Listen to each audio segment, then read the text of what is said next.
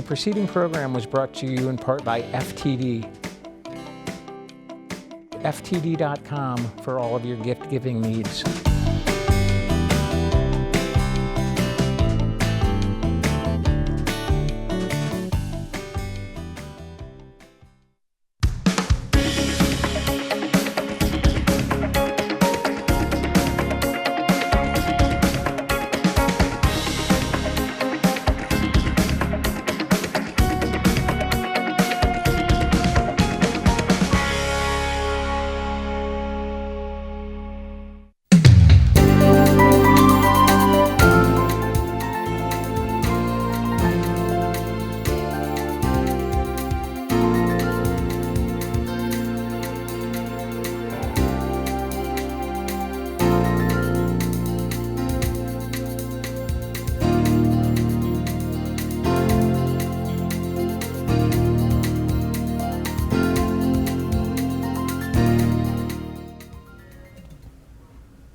Welcome to this week's edition of the Pete Mezzetti Show. I'm Pete Mezzetti. My guest this evening is Bill Corvo with St. Sebastian's Church. So we're going to talk about the church, the festival, and everything else interesting in what's going on. Bill, welcome. Nice seeing you, Pete. You too, my Thanks friend. For the You invitation. too. Thanks for coming down. Thanks for coming down. So, Bill, tell us a little bit about yourself. Well, I'm half Sicilian and half Irish. Okay. And I've been a member of the St. Sebastian's Parish since I was a little kid. I was baptized in the church. Okay. My grandfather came from Sicily. He was in Melilli. He lived in Melilli, which is the hometown of most of the Sicilians that are in Middletown. All right. He was the town clerk in Melilli.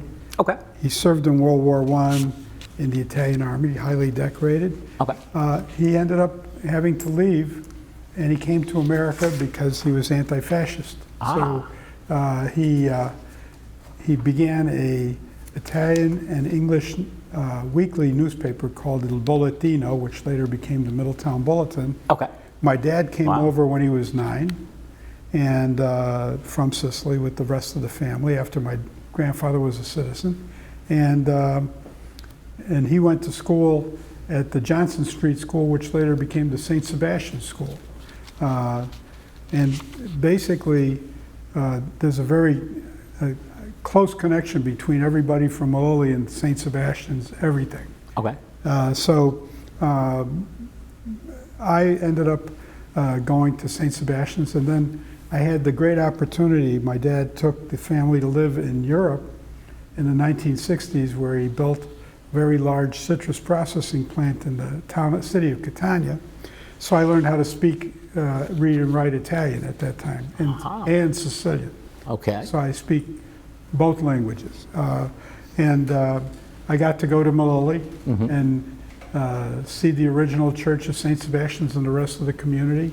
And basically I came back here and went into business, and I live in Middletown with my wife, Betty, and we're both active in the church. Wow. Very neat, very neat. And you were telling me before we started taping tonight that you're also working on a documentary? Yes, I've completed a documentary film on my dad, Max Corvo's work during World War II. He was the chief of American secret intelligence in Italy during World War II when he was 23. Okay. And the interesting thing about that is the top 5 people that he recruited to help him out were all from Middletown, Connecticut. Really? Yes. Wow. And they also included a fellow from Massachusetts who later came back and became the mayor of Middletown, and a congressman named Mim D'Addario. So Middletown helped liberate Italy from the Nazis and fascists during World War II, and Middletown played a key role in all the intelligence work with the partisans. So, wow. Yeah. I didn't know that. A lot of people did. So we did the movie, and we showed it in Middletown last July, and we had a nice turnout at the high school. We'll be showing it again probably in May sometime. Okay. And we've already won 14 major film festival awards. Wow. Here and in Europe, actually all over the place. We won 2 in Manhattan. the Rome International Film Festival. So it's doing very well. Wow. So Very, very cool. yeah, I enjoyed making it. Yeah. How long did it take? It probably took a while. Well, between putting the script and the teams together, almost 2 years, from Okay. start to finish. You know how it is. Yeah. Production isn't that easy. Exactly. No. Yeah. Absolutely not. Yeah. Absolutely not. So let's see. Let's go back to the history and Well, we have the Feast of St. Sebastian's in Middletown. yes. And that came about because the patron saint of the town of Melilli, Sicily, which is on the East Coast, Right. was the major feast started in Sicily in the 1400s. Okay. St. Sebastian was a Roman soldier.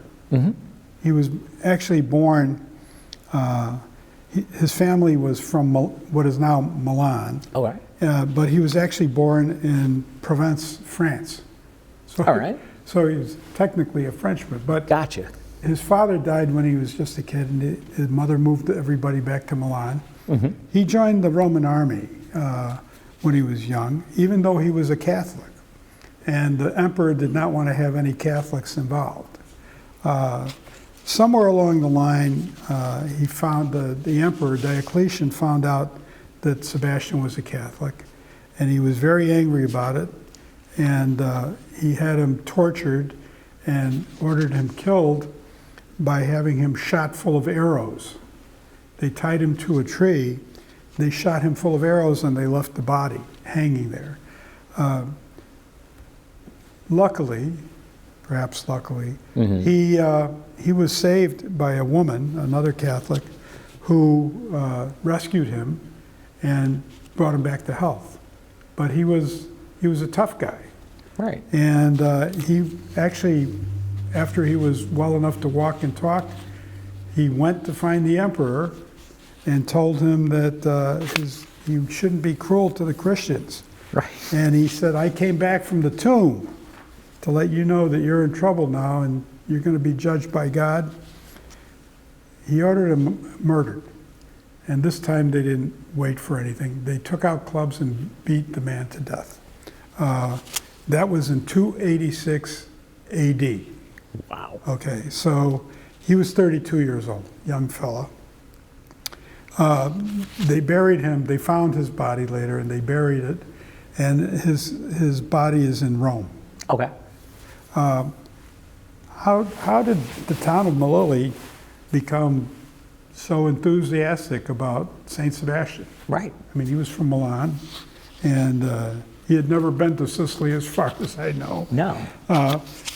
Melilli is a town on the east coast of Sicily. I think we had, there's a map that shows, I believe so. you have a, If we can pull up that map. yeah, we have a map that shows the location of Melilli on the east coast.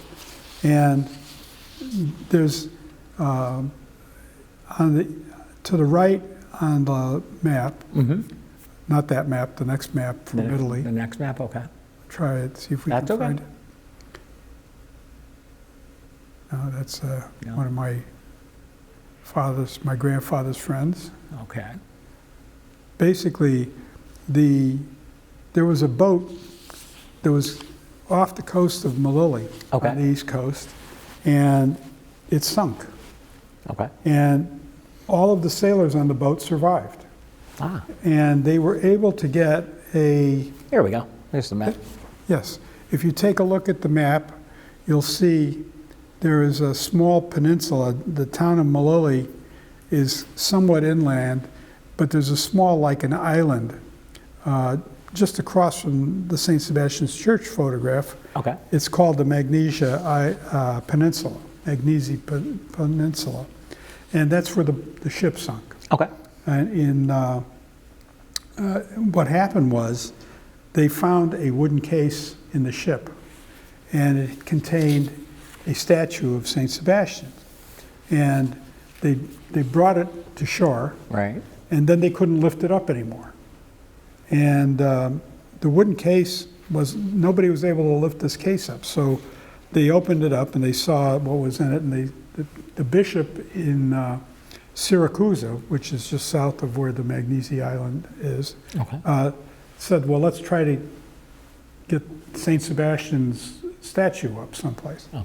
It turns out that one of the priests in Malili said, let's go down and see if we can help them out. Right. When they went down, the priest went over to the statue and picked it up, and it moved. No problem. Oh, he says, well, we'll take this to Malili. So they took it. Malili's on the top of a hill. Okay. Okay. So they had to get it up the hill. Yeah, they had to get it all the way up the hill. When you go into Malili from the road that goes up the hill, as you're entering the town, there was an old Roman temple there. Okay. That wasn't being used for anything, and for some reason, the statue became too heavy for anybody to lift again. And they said, well, we're not going anywhere. Right. Let's stop here. So they put the statue inside the old Roman temple, and that later became the Church of St. Sebastian's in Malili. Really? Okay, and that was in 1414. Okay. Just to give you an idea. So at that point, they started to have annual festivals. Okay. In honor of St. Sebastian's, and as time went on, people from the adjoining towns would all go to Malili during the St. Sebastian's Festival. Ah. It was a big thing, and thousands of people from the eastern side of the island would show up in Malili.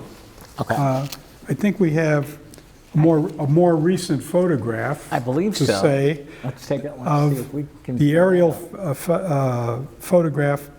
It's a view from the church looking down at the Feast of St. Sebastian's in Malili in 1890. Yeah, there it is. Okay, and that photograph in 1890 was taken from the rooftop of the church, looking down into the square. Wow! And you can see you can look and try to see. There's a band. There's a marching band in that photograph, and there's literally hundreds of people from all over the east coast of Sicily, and especially Malili, enjoying the feast. Right. So one of the things that they had, the other thing that they had is they made a big deal out of running up the hill. Okay. From the Magnesia Peninsula, which is a couple of miles away, like 6 or 7. Oh boy. And the supporters of St. Sebastian's would be dressed in a kind of a wraparound article of clothing with a white cover on their head. Okay. And they would wear a red scarf, and they would be called inuri, the naked people, right? Ah. And basically they would run in support of St. Sebastian's to arrive when the statue was brought out of the church. And there were literally hundreds and hundreds of them running up the hill with their, I jokingly refer to it as their diaper on. Yeah, right. So that was kind of one of the caps of the festival. Okay. Now, in Middletown, a lot of Middletown is understood to be heavily inhabited by Italians. Yes. Okay. Right now it's approximately 50% Italian. The large Italian invasion, for now, the modern invasion, came in 1895. All right. And this is kind of ironic. Basically, there was no reason to come to Middletown, Connecticut. If you were a Sicilian immigrant, you could have gone to New Orleans or down south, wherever. Right. So why did you go to Middletown, Connecticut? Well, there was a fellow by the name of Magnano who worked with Barnum and Bailey Circus. The circus people. Right. Sure. And they were stationed in New Haven. As a matter of fact, Barnum and Bailey still has a station here in Connecticut where they're located. And they had a need for people that had unusual traits. Okay. All right. At that time, they used to call them the freak show. Yes. So he knew that there was a young boy that had been born not in Malili, but in Rossellini, which is a nearby town. Okay. And he had 3 legs. And he called he sent a letter to his brother and he said, listen, how's that young kid doing with the 3 legs? Is he doing all right? How old is he? So his brother said, he's about 12 years old. And what's the story? Well, he said, I can get him a nice job with Barnum and Bailey. Mm-hmm. And he's going to make a lot of money, and he's going to do very well for himself. All right. So talk to his mother. When he was born, his physical mother actually was overcome with the fact that the child had 3 legs. Ah. Her older sister said, I will adopt the boy, Okay. and she raised him. Wow. So Neat. Magnano's brother, Mm-hmm. whose name was Carlo, went to see the mother and said, listen, my brother said he can get your son a great job and he's going to make a lot of money and he'll be all right. She said, I will let you take my son to America, but you have to take care of my son. Okay? You are in charge You are of responsible. taking care of him. So I agree. So they got on a boat and they came to America, and for some reason they ended up in Middletown, Connecticut, and as a place to stay because the winter season for the circus was Right. in New Haven. They bought a house Okay. on Ferry Street, which later became the center for the Italian colony, and the kid's name was Frank Lentini, and Frank went to work for Barnum, and he made a substantial salary for himself and made a hell of a living. And he got married when he was in Middletown as he was growing older. And he had a family, and the family became an integral part of the community. Right. Magnano, at that time, there was a big demand for labor. They needed labor of all different kinds of laborers. Okay. So he wrote letters back to all his friends in Malili and said, listen, we got about 200 jobs over here, 200 jobs over, come on over. 1895, Okay. there was Magnano and the kid, Lentini.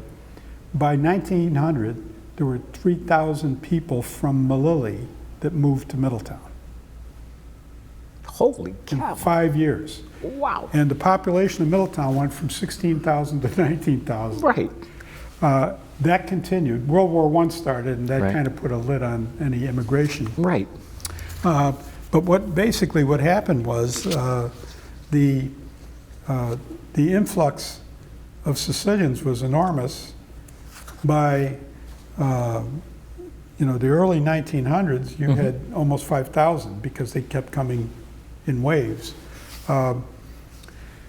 After the war started, everything calmed down.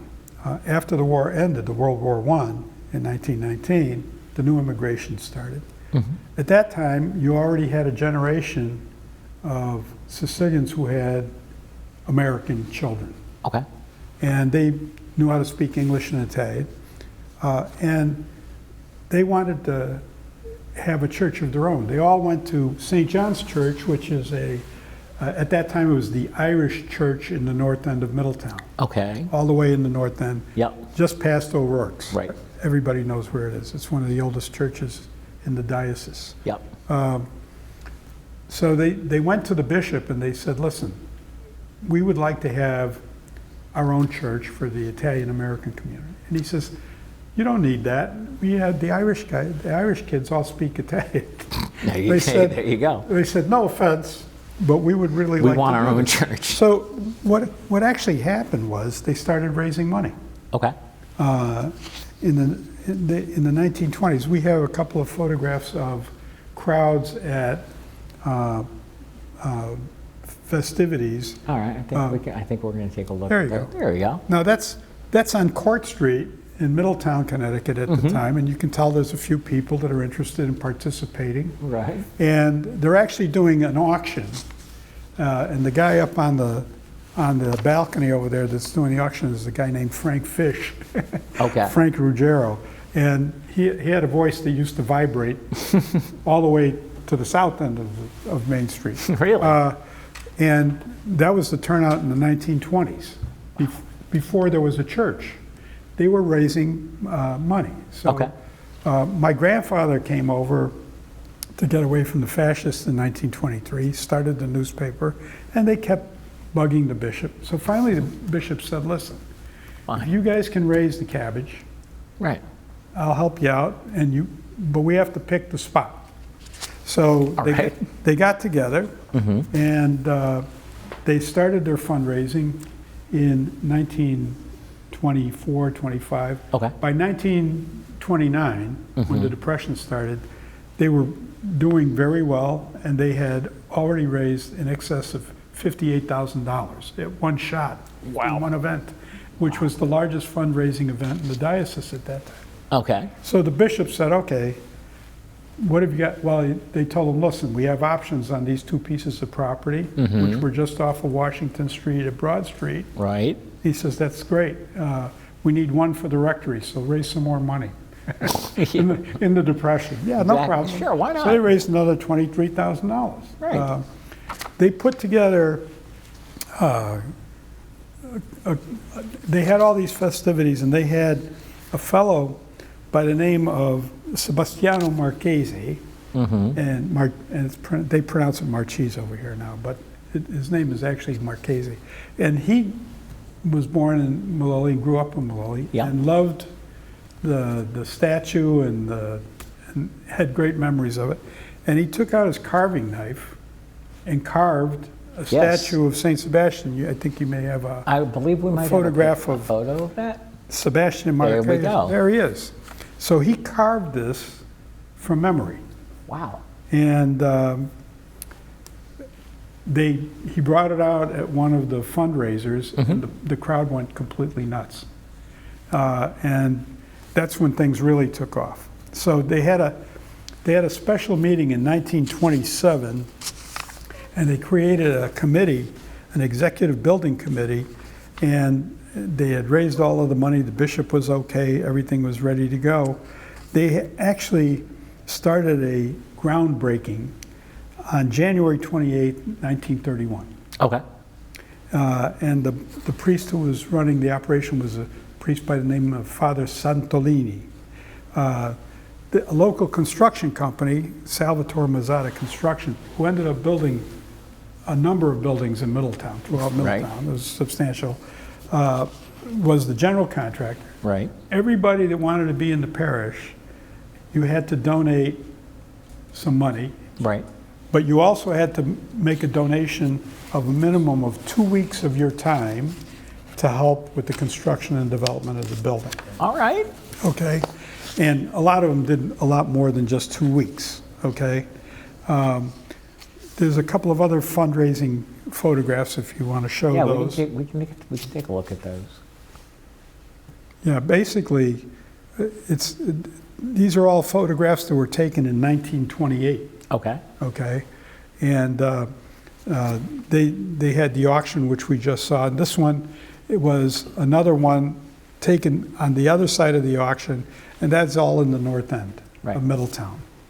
The Italian community in Middletown actually ended up taking over all of the property from where O'Rourke's is in the Yep. north end, Sure. go down Main Street, all the way down to where the YMCA is right now. If you Right. you know I know it where the is. Y is. It's near the south. It's just across the street from the South Green. Everything on the east side of Main Street down to the river, Okay. that was the Sicilian community. That was the Sicilian ghetto. Okay. Wow. So if you wanted to throw a rock and hit a cousin, just throw Exactly. go anywhere on the east side of Main Street, and you would have done that. Would you mind sticking around for another segment? We're about to go into a short break. Absolutely. All right, we'll be right back.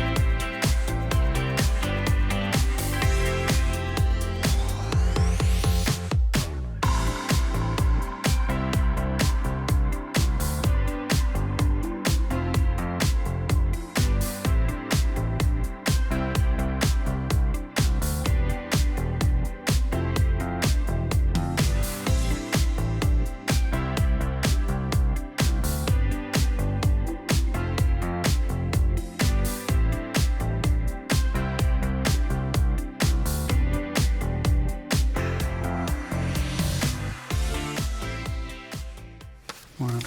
Welcome back to this week's edition of the Pete Mezzetti Show. Sitting here with Bill Corvo to talk about the St. Sebastian's Festival and the history of St. Sebastian. Welcome back, sir. Yes, sir. All right. Glad to tell stories about St. Sebastian. I know. Well, welcome back. I believe we have some more stories to tell. So where would we like to pick up the segment? Well, they had started the church. They had the groundbreaking. The church was built. Okay. And then they had a support system that they set up. And they got some of the key people that helped put all the pieces of the puzzle together, formed an association called the Knights of St. Sebastian. And these are the key people. You may have a photograph in the file. The charter members of the Knights of St. Sebastian. Take a look. There they are. All right. Now, that's a little small to read, but I'm not going to bother reading everybody that's in there. No. But I can tell you that in the first row, on the left-hand side, the second guy to the left of the statue is my grandfather, Caesar Corvo. Really? Yes, the fellow that's to his right, that's next to the statue it's on the left-hand side of the statue, Right. is a guy by the name of Mike Marino. Okay. And Mike Marino was an amazing fundraiser. Oh, yeah? He did door-to-door fundraising. Wow. And he would go literally door to door. It's Mike Marino. I'm raising funds for St. Sebastian. How much can we help out? Come on, kick in. I know you've got it. And he did this. He did this anytime the church needed anytime the Italian American community needed anything. Right. He had a knack. When people saw him coming and they wanted to run away, but it was too late. He was in front of their door. And they got their checkbook out and they gave him the check or the cash. There you go. This is a nice photograph because you have Marchese with the statue that he carved, and all of these fellas were incredible participants. They continued on with the various events. One of the key things is that you may have a photograph of the auction. I believe we might. Let's take a look and see if we do. Because what they would do is they didn't used to do the feast celebration at the church. Okay. Because it was too tight. Right.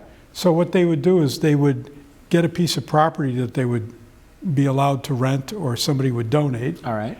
And then they would put up a carnival type, do an arrangement with a carnival. Well, that's a good example right there. That's the Red Wing site on North Main Street in Middletown. If you go past the bridge, past the Middletown Portland Bridge, Sure. It's all the way up in the north end on your way to they have the EIS building, which is a factory in the north end. Okay. And you can tell from the number of people that were in that photograph Right. that you literally had thousands of people showing up. Right. So they had they used to do an auction to help raise funds for the church to keep it going. And I don't know if you can find that I believe site, we have that photo as well. yeah, in essence, what happened was people would make donations of a variety of things, including pizzas and Sicilian specialty food like scacciatas, which is a covered dough with potatoes and leeks and other things in it. Okay. And then they would have this guy with this voice that would vibrate half of Main Street get up and start screaming in Sicilian, "Kusovo katare sta cosa," who wants to buy this thing? And he would keep yelling, and he'd say, "What are you being so cheap for? Come on, kick in some money." And everybody would kick in. They would raise a lot. Some money. They would raise a lot of money.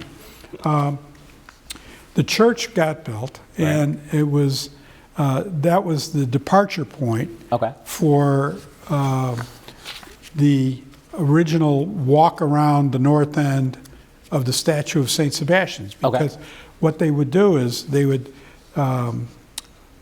there's a photograph of St. Sebastian's 1950 it's the statue with the marching band in the front of the church. I don't know if they can find it. There it is. There it is. Okay, you can see that the statue is actually covered with cash Right. that's pinned together. And what they would do is they would get that statue and they would put it on a vehicle like that. Right. And then they would get all of the kids from St. Sebastian's school, like Okay. me and all my classmates Yeah. and everybody else on top of me and below me, and they would line us up. We would be dressed in our uniforms, Yeah.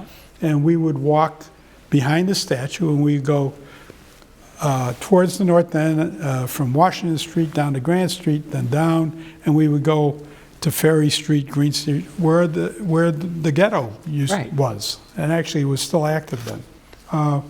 And people would come out and they would hand up $20 and $50 bills to pin to the statue. Wow. Yes, and that was in the 50s. Wow, So okay. that it was serious money. Yeah. And then they would bring, and they had, in addition to the students, the kids, they had a marching band that would play music through the whole parade. So you'd hear the marching band when you're in your house, and you'd say, "Oh, here comes St. Here comes the Sebastian. parade." It's time to kick in." Exactly. There they are.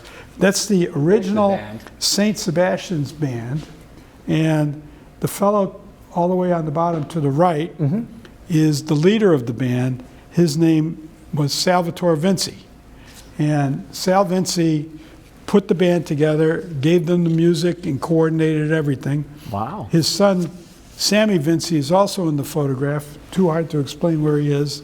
People that know him will find him. But at the end of the day, Sammy ended up participating with the band after his father retired and got out. And this band obviously doesn't exist anymore. They still have a marching band that goes with them. It's a little smaller than this, and they're not all uniformed up. Not all dressed up. No, but they bring their instruments, and they know all the music by heart, and Wow. and they still walk around. Very impressive. There's there should be a picture of St. Sebastian's band getting ready to play at the feast. They all wear white shirts. There they are, and you can see the Knights of Columbus with their frilly hats just coming out of the church. The statue's about to come down, and the statue will be behind the band. Okay. And they will play music, and they go down Washington Street, take a right, and then go down to Main Street and come back around the block until they come back to Washington Street again. So Wow. everybody that wants to participate in the march can do that. So basically, the feast, it has changed. But it's bound to change because the people are different. Right. The original people made it, they were in rapture because of the cultural event that it was. Okay. And now it's still a major cultural event. And if you go inside the church, they have the new form of inuri, the people that Yes. used to wear the diapers with Yep. okay. Except they all wear white outfits. I don't know if you've got that picture. I believe might. There's a picture of St. Sebastian's feast with inuri, and they have the white caps on, and they've got a Right. red sash. And basically, they run. That's the new Vinci band, and that's Right. Sam Vinci, second from the left. He's 90 years old. Wow. And so basically, the people who are the new Nuri, St. Sebastian Cemetery is actually not in Middletown, it's in Middlefield. It is? It's located, you stay on Washington Street and you go out, Right. and it's out on the left just as you get into Middlefield. Okay. And what happens is there's a number of people that put on their nudie costumes with Right. the hat and the sash and everything, and they run from Middlefield all the way down Washington Street to St. Sebastian's. And then there's another group that is gathered on the other side of Main Street on Washington Street. Sure. There's about 100 or so, 110, 120. And it's a mix of kids and older people, and they're all dressed up. And at a certain point, they give them the high sign, and the people that came running from the cemetery run down the hill. The Right. people, the young and the older people run up the hill, Okay. a block. It's not Right. that much. No, it's not that far. And they all get up to the church around the same time. And there's a race to see who Right. can get into the church first. It's usually the guys that ran all the way from Middlefield. Yeah, that do right, it. probably. And they go running into the church and they're screaming, "Primo Dio e San Bastian," which means first God and then Saint Sebastian. Ah. And that starts in the church, and everybody starts repeating it, and it is loud. And it goes on for about 20 minutes to half an hour. Wow. And the priest at the altar can't hear anybody talk. No, of course Nobody can hear anybody, but it's an expression of the excitement, Yeah. the religious excitement, and the personal excitement of being involved in the St. Sebastian's feast. Yeah. So that's basically what the feast is all about, and you're remembering your ancestors. Mm-hmm. When I go to the feast, I always remember my grandfather, my father, my mother. My mother was Irish, but she went to St. Sebastian's, and basically, it's a cultural thing that hasn't stopped. Right. So, And we've actually got some time left, so we're going to get back to the nuts and bolts of the festival. But before I forget, let's talk about when the festival is. I believe it's in May. yes, it's May 16th, 17th, and 18th. Okay. Okay, that's a Friday, Saturday, and Sunday. Mm-hmm. So if you have the agenda, you can share that. But Right, I basically, believe the we big do. deal is Sunday. That's when the mass is held. Right. They have the mass, and that's when the nudie come running from They come from running from Middlefield down Middlefield Washington down. Street and up from bottom of Main Street up over Washington Street. Yeah, we go. there you go.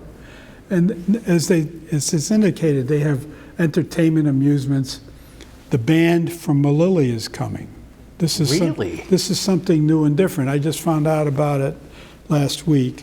And basically, a good friend of mine named Pipo Canada, who used to be the mayor in Malili, Okay. put together arrangements to have 20 of the musical band that plays for the feast in Malili, taking a trip to Middletown, Connecticut, specifically to participate in the feast. Sebastian. They'll be here for additional time. I think they're coming in on the 14th, and they're leaving around the 21st. Wow. And in addition to the musicians, there's going to be another 30 or 40 people who are coming over from the town of Malili to participate in the St. Sebastian's Feast in Middletown. So that's kind of a big deal.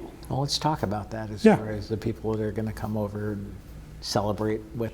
Yeah, sure. Well, I'm just getting, as a matter of fact, I just got an invitation to attend a meeting. They have a Zoom meeting at Town Hall being sponsored by the City of Middletown. The mayor is providing the Zoom arrangements Oh, nice. at a space just off his office, a conference room. Council. So they're going to have a discussion with the people in Malili, Okay. and they're going to be talking about what can be done to help organize it a little bit better, make sure that everybody has a good time and is well taken care of. And they also have two priests coming over, and they're going to be staying at the rectory with Father James Okay. at the St. Sebastian's Rectory. So it's going to be an interesting, kind of a different arrangement. Right. I jokingly told somebody, you don't have to worry about getting hotels for the other 30 people Yeah, right. because they're probably related to half of Middletown. Exactly. And they're all going to have mad relatives because they didn't stay over their house with them. Exactly. That kind of thing. So Exactly. that's basically what the festival is shaping up to do right now. And I believe the festival is 3 days. Yes.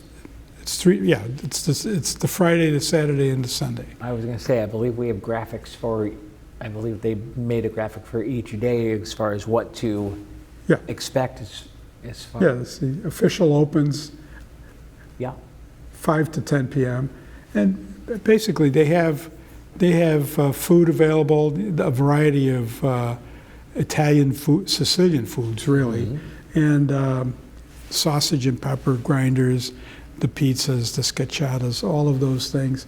The Mass is probably the most important event on Sunday. And Okay. here you can see the agenda for all of the activities on Sunday, which are extensive. So, The auction takes place. Everything takes place on the campus now. Really? They used to, as I told you, they used to have 2 or 3 locations that they used as time went by. But now they do everything on the campus. Right. So it's Old Home Week. You get to go into church and visit all the sites that you saw when you were baptized and married and everything else, and it's a good time. And the Mass is probably going to be something amazing to see. Well, it's very congenial, and everybody feels at home, which is the feeling that they're looking for. Right. They want to enjoy each other's company and think the same thoughts at the same time. Right. And now who says Mass? Father James? Father James, and he's got a couple of assistants with him at all times. Oh, wow. And he's had former pastors of St. Sebastian's also coming in to provide assistance in the past. Father Ray intervened, was there last year, I think, and the year before. Okay. And he's up there in age, loves to participate. If he can make it, it would be great. It's nice to see old friends who have provided real service to the Catholic community at St. Sebastian's. Now we've got some more time. So, what else would we like to talk about as far as St. Sebastian's goes? The history. Well, most of the history we've pretty much covered, and it's kind of funny if you go to the church where St. Sebastian's is. It's the church in Middletown is finished like St. Sebastian's on the outside. The interior is completely different, because the architecture is completely different. And the architect that did St. Sebastian's in Middletown also did a church that looked just like it in Worcester, Massachusetts. Really? Yes. Wow. He's an Italian-American architect, and he did a great job. So I went to see if I could find the church in Worcester, and it knocked me over. The neighborhood had changed so much that there were no Italian Americans in the neighborhood anymore. It wasn't a St. Sebastian's church, but it had been an Italian American church. Really? And that whole area of Worcester had very few inhabitants in proximity. So the church was not being well attended anymore. And they actually had a video of them destroying the church. Oh, no. And it was a carbon copy of the one in Middletown. I'm looking at it and I said, oh my God, we have to make sure that doesn't happen to St. Sebastian. Exactly. I said, it's impossible. Well, you can see that's the interior of St. Sebastian's. That photograph on the left was taken in 1940. Wow. And it's an amazing, when I was a kid, I would go in, and if you go up and you sit in the middle of the church, they have this huge painting in the ceiling, which they showed at the beginning of St. Sebastian being shot with arrows, right? And you're sitting there, and you're a little kid, and you look up, and that's it, you're stuck. You end up looking at the painting. There it is, almost for the whole Mass, and it makes a tremendous impression on you. It's a very pretty church. It is. They had St. Sebastian's School used to do the Stations of the Cross. Yeah.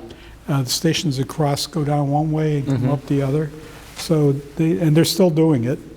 As a matter of fact, I understand that right now, when they do the Stations of the Cross, after they finish, they'll give you a bowl of soup. Really? Sure. Nourishment for the soul as well as the stomach. Exactly. So you get to eat your pasta fagioli or whatever it is that they're making for you. And one of my favorites. Yeah, it's a home run. One of my favorites. You know what? We've got some time left. Let's maybe take a look at a couple more photos. Sure. And talk about what we're seeing. Sure. Well, that's the painting on the roof. Okay. That's Mr. Marchese with the hand-carved statue. Okay. That's the pre-St. Sebastian's Church auction on Court Street in Middletown. That's also on Court Street in Middletown, farther down the street a little bit. You can see it. Well, I mean, that was in the middle of it. Right. Those are the Knights of St. Sebastian's. Nice people. I knew a lot of them. Oh, yeah? Yeah. Well, they were all in their 60s, 70s, and 80s when I was 5 or 6 years old. So they worked hard. They were all hard workers. Right. That's the interior of the church when it was first built. That is a glass model of St. Sebastian. As you go into the front door of the church, and if you look to the left, in the hallway, not in the church, in the hallway, Right. if you look to the left, that's where That's where that is? that is located. Okay. And it's a stunning piece of artwork. A lot of it is. That is the Church of St. Sebastian in Rome, I believe. And that's where St. Sebastian is supposed to be buried. And that's That's the map. the one on the right is the St. Sebastian's Church in Melilli, and you can see how the one in Middletown became configured that way. Right. And then on the left, you have the map of Sicily. That is the aerial photograph of the St. Sebastian's feast, taken in 1890, I believe, from the top of St. Sebastian's Church looking down into the square. Okay. It hasn't changed that much, to be Oh, no? honest with. No, it hasn't changed that much. There is one of the original nudi. See the guy with his, he's got his sash on, his little hat, and he's got what I jokingly called his diaper. And, but they would run miles, and that's coming into the square at St. Sebastian's on the right-hand side. So the church is to the left and behind him. And that's the modern church, and those are the nudi. See, I told you they were all running, they're all running up to get into the church and declaim their love for St. Sebastian and God, all dressed in white with their sashes and their hats. That is a shot in the 1940s up in the north end of Middletown. That's why they used to have to leave the campus, because it was tremendously overcrowded. So, and they still come from New York and Boston and other places. Really? Yeah. Wow. It doesn't just happen in Middletown. Right. It's an annual event, and anybody I'm trying to remember which, but that's up in the north end, I believe. Okay. And that's part of the auction section of the feast. They always used to have a carnival. That's a photograph of the exterior sidewalk in front of the church at St. Sebastian's with the marching band on the left-hand side, and all of the kids and the people that used to walk with the statue around the north end of Middletown. So that was, I think, in the 50s. And there's the original marching Here's the band, band. St. Sebastian Band. Yes, sir. Again, that's another shot of the band out in front of the church, the new band, Right. with the white shirts. Nobody's wearing hats. No. And that's 4 members of the current band, and they'll come down. I don't know if they'll be able to play music and walk around with it, because it's a little effort once you're over 90 years old. Exactly. Right? But they got the willpower. Exactly. Now, do they still run from Middlefield Yes. to the church? Yeah, they run from Middlefield down Washington Street, up Right. Washington Street. They stop at the light just above where the church is and wait. Right. And then when the signal's given, everybody runs from the other side of Main Street on Washington Street up, and they run from Washington Street down, and then they meet in the middle. Cool. Now, if people want more information, they should go to the website, because I'm assuming that's where everything is. Yes, I think, yeah, what you're going to want to do is you're going to want to read the dates and times and events Right. that are on the website. That's a home run. Right. And then you can, it's a good thing to attend if you have little kids, Right. because they have a nice carnival there with rides for the kids. Oh, cool. Yeah, so you can go and take your kids and get them a hot dog or a sausage grinder or some Exactly. pizza. Take them over to the carnival and let them have a good time. There you go. And then Sunday is the big holy day. Right. Everybody gets carried away, and then you get to parade around the block. My wife and I walk behind the statue along with several hundred other people. Oh, yeah? Yeah, we walk down Washington Street, take a right on Broad Street, and then we go down to Main Street, come back to Washington Street and walk up. And it's not that far. no, it's not the distance, it's Right. the mental Exactly. impact of all the memories that you have of how you've participated and your family's participated. You want to be supportive for your community. I was going to say, tell us maybe a little bit about what you're thinking about when you're walking. Well, you're thinking about the people that brought you up. Right. And what they did. St. Sebastian's Feast was work for a lot of people, and they donated their time and effort. As I told you, my family used to print the St. Sebastian's Feast book, so you had to get ready and get this thing done, and you wait until the last minute so you can get as many ads in as you can, Right. and you help them out that way. And then my mother, this was kind of amusing. My mother used to volunteer Okay.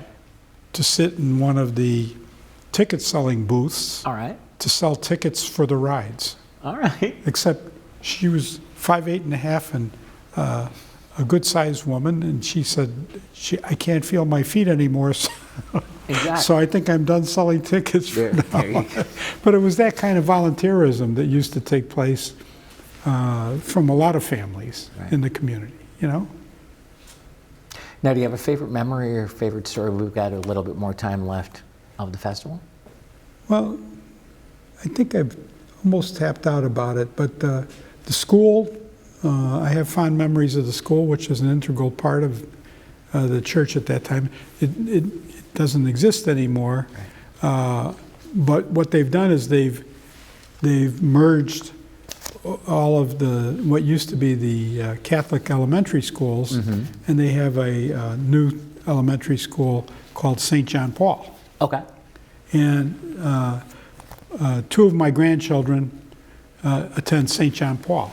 Okay. And so they're not wearing St. Sebastian's outfits, but Right. it's the same effect. And it's good to see that they're getting not just educational training, but also cultural and religious training, And that's part of what the whole deal is about here. Absolutely. Don't forget, it was very strange. I mean, I knew about the Feast of St. Sebastian before I even went to Sicily, and then I went to Sicily and saw the feast over there. It was a little bit different, but the feelings were the same. Right. There's an emotional attachment to the people that participate. Well, before we say goodnight, we're going to pop the website on for more information on the St. Sebastian's Festival one more time, so all the information is there. And obviously, if you can get out there and go to the festival when it comes up, I would suggest you do. And don't forget, Primo Dio di San Mastiano. Yes, Yes. absolutely. Bill Corvo, I wanna Thank you very for much, some Peter. time. Hopefully, we'll see you again soon. Absolutely. All right. My pleasure. On behalf of Bill Corvo, I'm Pete Mezzetti. Thanks, good night. We'll see you next time.